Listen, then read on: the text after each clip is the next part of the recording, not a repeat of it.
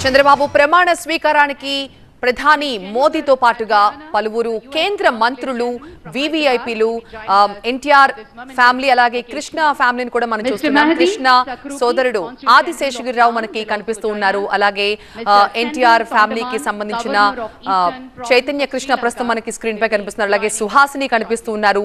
నందమూరి బాలకృష్ణ భార్య వసుంధర తన మనవళ్లతో కలిసి ప్రమాణ స్వీకార ప్రాంగణానికి చేరుకున్నారు. పలువురు సినీ సెలబ్రిటీస్ తో పాటుగా రాజకీయ నాయకులు, కేంద్ర మంత్రులు, ఎంపీలు, పలువురు వివిఐపీలు సభా ప్రాంగణానికి చేరుకుంటున్నారు. మరోవైపు గన్నవరం ఎయిర్పోర్ట్ కి వెళ్తోన్న చంద్రబాబు కాన్వాయ్ ను మనం చూస్తున్నాం. అలాగే బాలకృష్ణ చిన్న కూతురు తేజస్విని కూడా మనం చూస్తున్నాం. ఎన్నికల్లో మొత్తం చంద్రబాబు బాలయ్య ఫ్యామిలీ నుంచి పోటీ చేసిన అందరూ కూడా గెలిచారు. కుటుంబ సమేతంగా గెలుపు వారిని వరించింది. సభా ప్రాంగణం నుంచి ప్రత్యక్ష ప్రసారాన్ని మనం చూస్తున్నాం. వివిఐపీలంతా కూడా ఈ పార్టీకి అక్కడికి చేరుకున్నారు. మరి కాసేపట్లోనే ప్రధాని మోదీ కూడా అక్కడికి చేరుకోబోతున్నారు. సరిగ్గా 11:27 ఆంధ్రప్రదేశ్ కి 4వసారి ముఖ్యమంత్రిగా చంద్రబాబు ప్రమాణం చేయబోతున్నారు. ఆయనతో పాటు 24 మంది మంత్రులు కూడా ప్రమాణం చేయబోతున్నారు. రాష్ట్రపతి ఎంపికలోనూ తనదైన ముద్ర.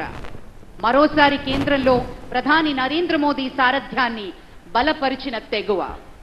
ఆయన రాజకీయ జీవితం పూలపంపు కానే కాదు అని మనందరికీ తెలుసు.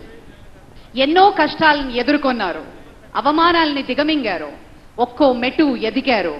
దేశంలోనే ఒక రాష్ట్ర ముఖ్యమంత్రిని, CEO of Andhra Pradesh, chief executive officer స్థాయికి చంద్రబాబు ప్రమాణ స్వీకార మహోత్సవానికి సంబంధించి ఏర్పాటు చేసిన ఆ ప్రాంగణం నుంచి లైవ్ విజువల్స్ మనం చూస్తున్నాం. కూటమి పార్టీల నేతలు, కార్యకర్తలతో సభా ప్రాంగణం అంతా కూడా జనసంద్రంగా మారింది.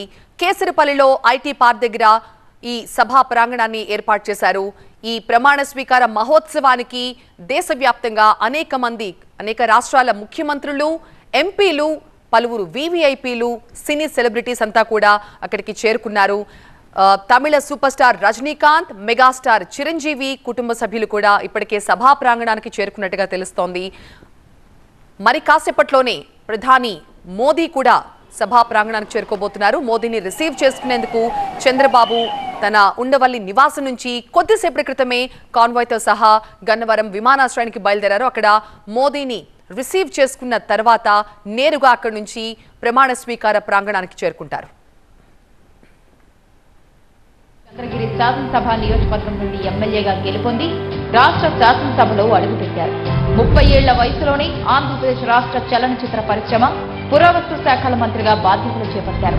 1995 సెప్టెంబర్ 1న ఉమ్మడి ఆంధ్రప్రదేశ్ ముఖ్యమంత్రిగా ఆయన ప్రమాణ స్వీకారం చేసే నాటికి శ్రీ నారా చంద్రబాబు నాయుడు గారి వయసు 45 ఏళ్లు. ప్రజలు వేరు, ప్రభుత్వం వేరు కాదని, ప్రజలే ప్రభుత్వమని అంటూ ప్రజల వద్దకు పాలనను తీసుకువెళ్లిన మొదటి ముఖ్యమంత్రి ఆయన. చంద్రబాబు గారు అధికారం చేపట్టే నాటికి ఆనాటి రాష్ట్ర ఆర్థిక పరిస్థితులు అనుకూలంగా లేవు. అలాంటి పరిస్థితుల్లో సంపద సృష్టి అనే సరికొత్త బంధాన్ని ఎన్నుకున్నారు చంద్రబాబు. అదే సమయంలో ప్రభుత్వంలో ఉన్న 47 కీలక శాఖలను నిరంతరం పర్యవేక్షిస్తూ ఫైళ్ల క్లియరెన్స్ వారోత్సవాలు నిర్వహించి ప్రభుత్వ యంత్రాంగంలో పని సంస్కృతిని పెంచారు. ప్రజలకు వేగంగా, నాణ్యంగా, పారదర్శకతతో కూడిన సేవలు అందించేందుకు అంకురార్పణ చేశారు. భారీ వర్షాలు, తుఫాన్లు సంభవించిన ప్రాంతాలకు 24 గంటల వ్యవధిలోనే ముఖ్యమంత్రి చేరుకొని పరిస్థితులు సాధారణ స్థితికి చేరే వరకు అక్కడే మకాం వేసేవారు. దీంతో పనిచేసే ముఖ్యమంత్రి అనే పేరును చంద్రబాబు పొందారు. జన్మభూమి, శ్రమదానం అంటూ అభివృద్ధిలో అన్ని వర్గాల ప్రజలను భాగస్వాములను చేశారు. స్వచ్ఛ ఆంధ్రప్రదేశ్ కు ఆనాడే బీజం వేశారు. దేశంలోనే మొట్టమొదటిసారిగా ఈ గవర్నెన్స్ కు నాంది పలికారు. పేదరికంతో సతమతమయ్యే పల్లెల్లో చంద్రబాబు ప్రభుత్వం ఏర్పరిచిన స్వయం సహాయక సంఘాలు కొత్త వెలుగులు నింపాయి. డ్వాక్రా సంఘాలకు రుణాలిచ్చి ప్రోత్సహించారు. ఐటీ మరియు ఐటీ ఆధారిత సేవలు భారతదేశపు అతిపెద్ద ఎగుమతుల పరిశ్రమ కావచ్చని చంద్రబాబు ఆనాడే ఊహించారు.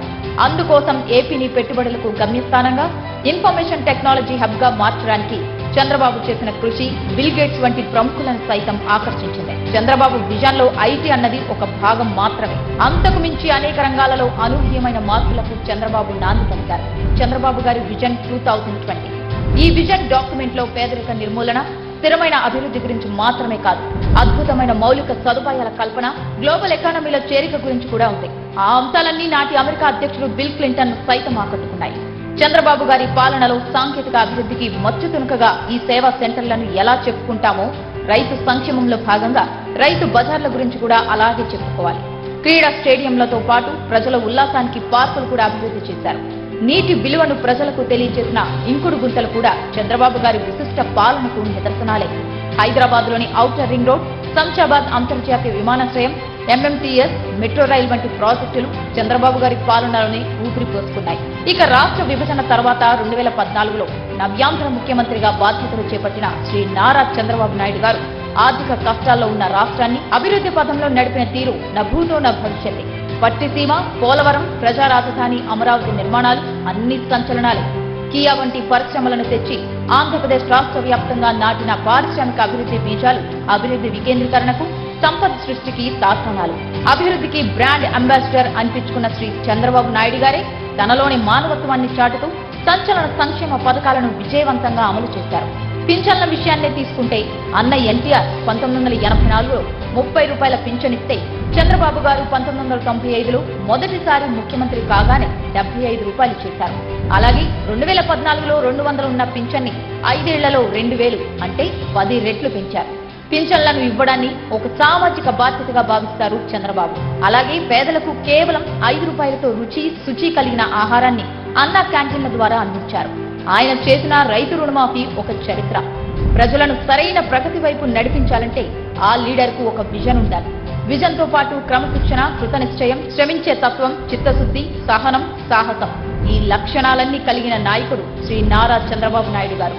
అటువంటి నాయకుడు ఈ రోజు ముఖ్యమంత్రిగా ఆంధ్రప్రదేశ్ రాష్ట్ర పాలనా పగ్గాలు అందుకుంటున్నారు. ఇది ఆంధ్రప్రదేశ్ ప్రజలకు నిజంగా శుభదినం. స్వర్ణ శకానికి నాంది పలుకుతున్న ఈ తరుణంలో ఆంధ్రప్రదేశ్ ప్రజలకు శుభాకాంక్షలు. చంద్రబాబు గారి పాలన రాష్ట్రంలోని ప్రతి ఒక్కరికి అత్యుత్తమమైన భవిష్యత్తును పంచాలని, ప్రతి గడపకు ప్రగతి, సంక్షేమం, ఆనందమని శుభాల తోరణాలు కట్టాలని ఆకాంక్షిద్దాం.